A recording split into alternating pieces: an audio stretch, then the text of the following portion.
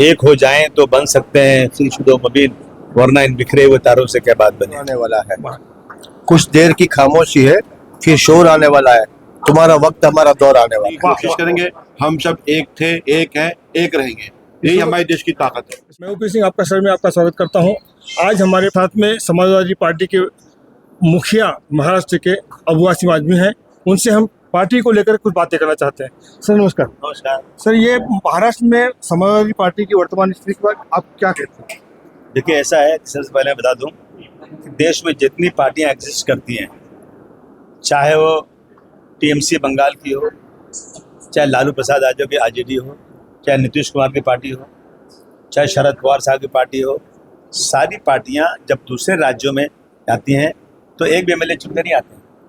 लेकिन समाजवादी पार्टी आज महाराष्ट्र में एक राज्य की पार्टी होने के बाद भी पूरे महाराष्ट्र में साइकिल निशान श्री अखिलेश जी, श्री मुलायम सिंह यादव जी का नाम पहुंच चुका है। और हमने 4 एमएलए बनाए, मिनिस्टर बनाए, 23 नगर सेवक बनाए, पार्टी का संगठन बनाया।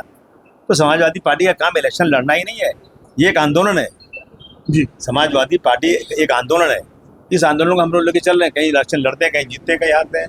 पार्टी को बढ़ा रहे हैं, इसलिए मेहनत कर रहे हैं। पिछले चुनाव में कुछ पार्टी का प्रदर्शन कुछ ठीक नहीं रहा, इसके वजह संगठन की कमजोरी मानेंगे आप? नहीं, संगठन की कमजोरी नहीं है। कुछ लड़के जज्बाती नारों में बह गए। देखिए, मैं अगर बीजेपी को सांप्रदायिक बोलता हूँ कि जो लोग स्टेज पर आकर के धर्म की बात करते हैं, तो वो पार्टी जो मुसलमानों के नाम पर आकर कहे मेरा तेरा क्या रिश्ता, ला इलाहा इल्लल्लाह, मैं उसे भी सांप्रदायिक मानता हूँ। तो कुछ अंधभक्त यहाँ भी हैं, मैं ये कर दूंगा, मैंने ये झूठ बोल करके ना जज्बात भड़का के उन लोगों ने महाराष्ट्र में सीटें तो जीता है। लेकिन वो टेम्परेरी एक फेज था, लोग बहक गए है। लेकिन समाजवादी पार्टी आज भी मजबूत है, इस देश की तीसरे नंबर की पार्टी है। हमारे से कोई मुकाबला कर सकता है? हम एक सेकुलर पार्टी है। आगे आने वाले चुनाव को मद्देनजर रखते हुए क्या पार्टी किसी गठबंधन का हिस्सा बनेगी? देखिए, अभी यहाँ चुनाव तो है ही नहीं है। नहीं, अभी नहीं, फिलहाल जो अरे अब आने दीजिए, जब वक्त आके देखें क्या होता है। लेकिन मैं तो कहूँगा, गठबंधन जो लोग साथ कहते हैं, सेकुलर कहते हैं ना, ये लोग अपने आप को थोड़ा सुधारें।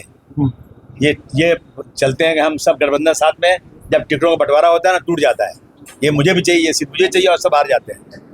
तो ये सीखो अखिलेश यादव जी से। उन्होंने जब पार्टियों से गठबंधन किया तो जिनके पास जमीन नहीं थी, जिनके पास उम्मीदवार भी नहीं थे, अखिलेश यादव जी ने उनको उम्मीदवार भी दिया, उनको मदद भी किया।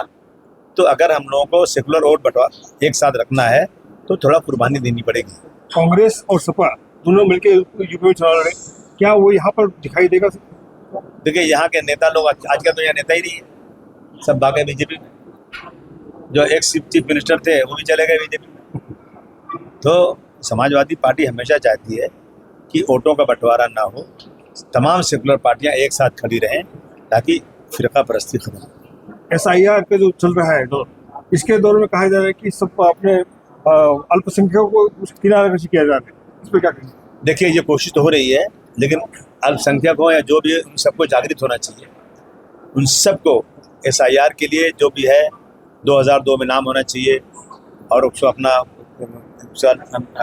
जहाँ भी उसका लिस्ट में नाम है उसका नंबर निकाल कर रखना चाहिए। और जो 2002 में नहीं है तो उसके पिताजी का, उसके माँ का, उसके दादा का, उसके चाचा का, यानी 13 चीज़ें हैं, उसका वो ढूंढना चाहिए। नहीं तो बाप कहीं खेत में, कहीं खेती है, कहीं बाप का कोई सर्टिफिकेट है, कोई अच्छी चीज़ है, इस चीज़ों पे तमाम लोगों को अगर उनके अंदर थोड़ी भी जागृति होगी तो इंशाल्लाह कुछ होगा नहीं। लेकिन पूरी कोशिश कर रहे हैं लोग कि जो बीजेपी का वोट बैंक नहीं है उनको किसी तरह से उनका वोट कैंसिल हो जाए। बहुत जगह किया इन्होंने, क्योंकि जो इलेक्शन कमीशन है ना, वो बिल्कुल बीजेपी का एक वर्कर बन के काम कर रहा है। तो ऐसे में तमाम जितने सेकुलर लोग हैं, जितने NGOs हैं, जितने टीचर्स हैं, स्कूल के सोशल वर्कर्स हैं, इन सबको मिल करके अपने अपने इलाके में लोगों को SIR में मदद करके उनका नाम लाना चाहिए। समाजवादी पार्टी का स्थानीय संगठन यहाँ पर मीरा भाईंदर में थोड़ा सा बिखर सा गया है, उसको कैसे संगठित करेंगे? इसीलिए तो आए हो आज, रईस भाई बैठे हैं यहाँ पर, और रईस भाई के नेतृत्व में यहाँ एक मजबूत संगठन बनाएंगे। कोशिश कर रहे हैं, जो सफर अख्तियार करते हैं वही दरिया को पार करते हैं। जी। तो आने वाले दिनों में रईस भाई के नेतृत्व में यहाँ पर सपा संगठन खड़ा होगा? हाँ, बिल्कुल खड़ा होगा। पूरे महाराष्ट्र में रईस भाई काम करेंगे। हमने कहा रईस भाई से महाराष्ट्र में रहना अपने को अपने को वापस तो जाना नहीं, अपने यहीं रहना है, तो यहीं मजबूती करेंगे ताकि यहाँ पर रहने वाले लोगों के साथ कोई जुल्म ज्यादती न करने पाए। सबसे अंत में यहाँ के लोगों को क्या संदेश देना चाहेंगे? एक हो जाएं तो बन सकते हैं खुर्शीदो मुबीन, एक हो जाएं तो बन सकते हैं खुर्शीदो मुबीन, वरना इन बिखरे हुए तारों से क्या बात बने। वाह, क्या बात बनेगी। ये थे समाजवादी पार्टी के अध्यक्ष अबू आसिम आदमी। अब यहाँ को स्थानीय नेतृत्व देने जा रहे हैं रईस भाई। मैं उनसे कहना चाहूँगा, सर आप कैसे इस संगठन को खड़ा करेंगे? मुझे जो भी आदेश देंगे हमारे जनाब अबू आसिम साहब, हाँ। वो आदेश मंजूर है। हम तन मन धन से इसको वापस से जो कमियां रह गई यहाँ पर उसको फिर से खड़ा करने की कोशिश करेंगे। हमारे साहब अब्रानी साहब भी यहाँ पर मौजूद हैं। इनकी तरफ से जो भी गाइडेंस आएगी उसको हम तहे दिल से फॉलो करेंगे और पूरी तरह से समाज को दोबारा से संगठित करने की कोशिश करेंगे।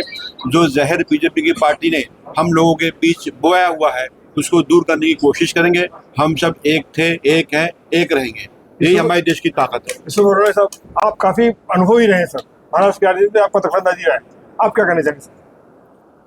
एक शेर से अपनी बात खत्म करता हूँ कुछ बात करके।